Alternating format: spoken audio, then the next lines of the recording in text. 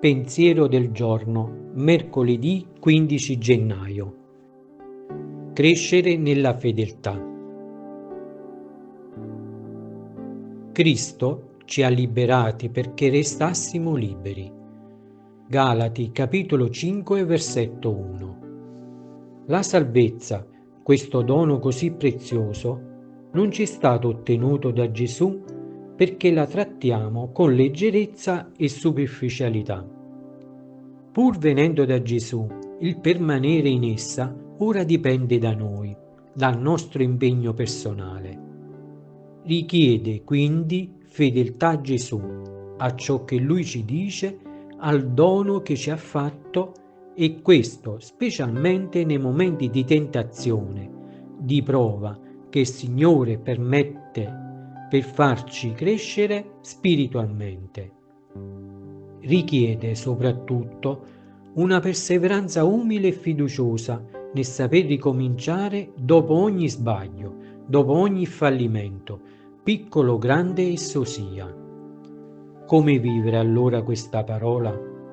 È evidente che essa vuole renderci più consapevoli del dono inestimabile della salvezza che ci è stato ottenuto da Gesù e spronarci a conservarlo e ad accrescerlo.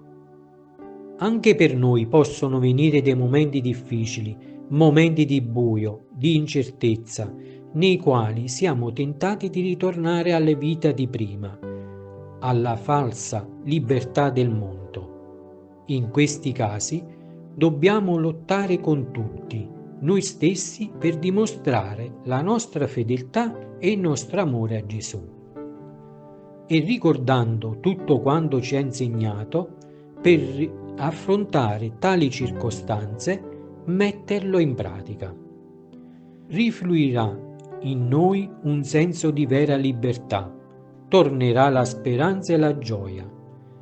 Ci riprometteremo di fare sempre così, e anche se qualche volta saremo tentati di fermarci, queste vittorie già ottenute ci incoraggeranno a ricominciare sempre a fare come Dio vuole.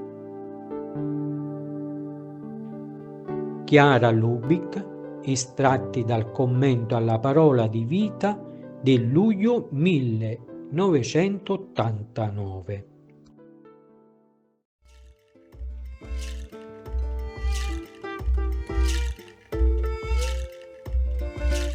Parola di vita.